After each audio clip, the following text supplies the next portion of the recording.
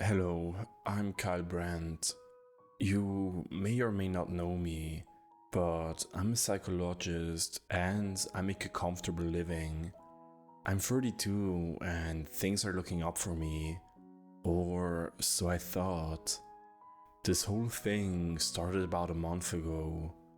I was checking up on a patient of mine, Henry Miller. He has been getting better ever since a week ago when he had found a book he liked.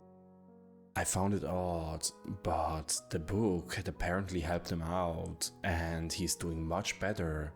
But today, something was wrong. He looked tired, panicked, and stressed. I asked him what was wrong, but he barely talked to me. I kept asking him question after question, but he was mostly unresponsive. As our session came to a quick end, I asked him if he ever finished reading the book he had gotten a week ago, and suddenly he looked me dead in the eyes with a serious expression on his face. "Take it," he whispered. "Henry, what do you mean?" I asked. "Please," he said, slightly louder. "I don't understand," I said as he suddenly got up and held out a book in his hands. The book looked old and dusty. It had a brownish color and its pages were yellow and old. It looked like it had this large layer of dust coating it, but handprints were visible.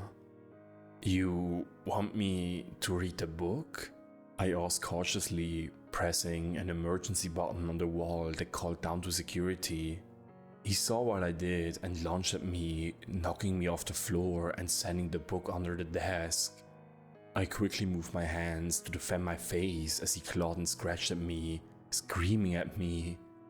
Security was able to get here before anything escalated and they detained Henry and dragged him away.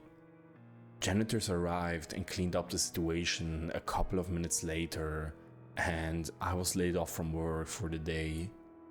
On my way out, a friend of mine who was a janitor, Michael Barrell, came up to me holding a familiar book. Michael was a tall and bulky guy who was around 6 feet tall and had short, scruffy black hair and green eyes. He wore his janitor uniform and had a faint beard. "Yo Kyle, I found this book under your desk. Is it yours?" He asked in a light-hearted tone that was noticeably deep. Yeah," I said and took the book out of his hands. I knew the book wasn't mine, but Henry's voice was ringing in my ears. Maybe the book had something to do with why he was acting so strange. Me and Michael parted ways, and I quickly made my way home after parking my truck into the garage. As I entered my house, I quickly closed the front door and made my way to the living room to check out the strange book. I immediately went to open it when I realized that it had a lock, keeping me from opening its contents.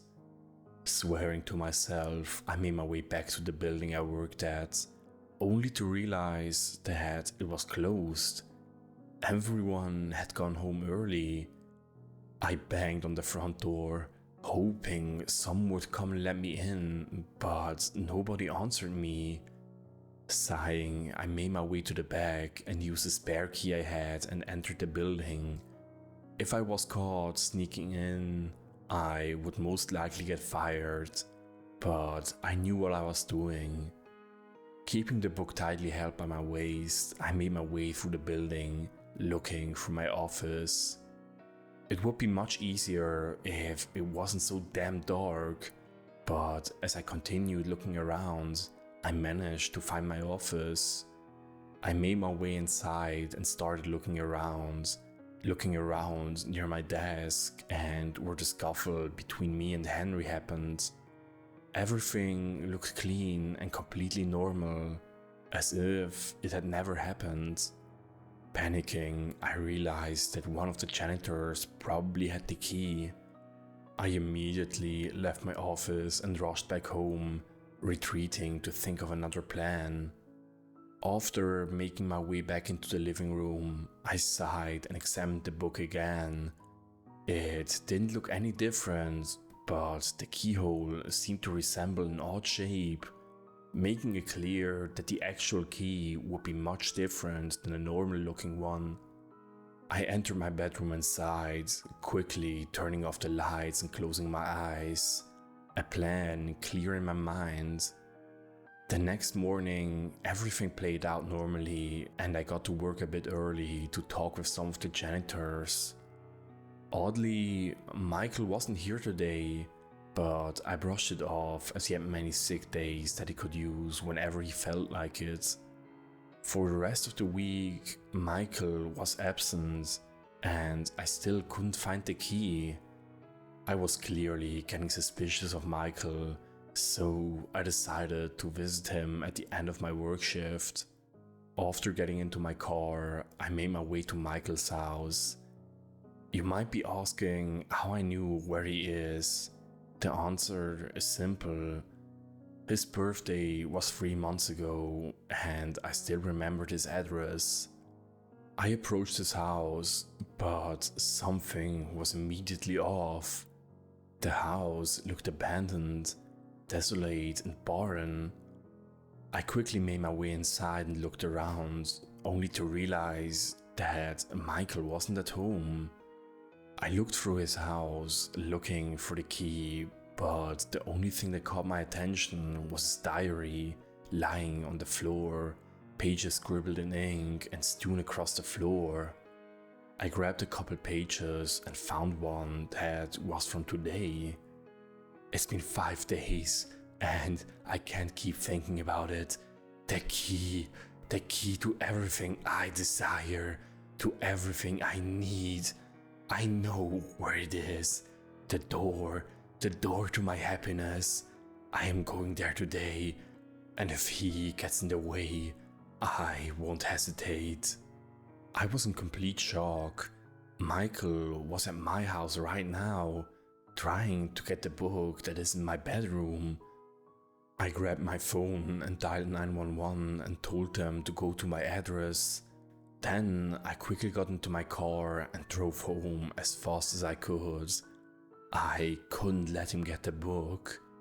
I drove to my house, immediately rushing into it after seeing my front door wide open. As I ran inside, I saw my house demolished, as if someone was looking for something. I quickly made my way upstairs, grabbing a kitchen knife to defend myself. I opened my bedroom door, only to find something horrific. Michael was in the corner of the room, book wide open in his hands, as it emitted this reddish glow. Michael? I asked, terrified. He didn't respond and kept staring into the book. I got closer and grabbed the book from him, but he retaliated, biting me in the leg, and I watched my blood ooze down my leg. Yelling in pain, I propelled my kitchen knife into Michael's arm. He let out a demonic screech as he backed away, my flesh and blood soaking his face. I backed away, stumbling as he had hurt my leg badly. He saw this and started crawling towards me, despite his hurt arm. I screamed and tried to crawl away, but it wasn't fast enough. Suddenly, 2 police officers ran into the room and one of them tased Michael in the neck, sending him to the ground. After what seemed like hours, my house was restored to its former glory. About a month has passed since the incident, and things haven't gotten better.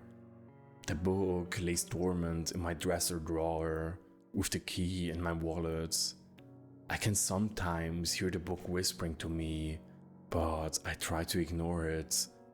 Michael is presumably in the local mental hospital, St. George or something. I jotted this all down in my diary as I look at the book.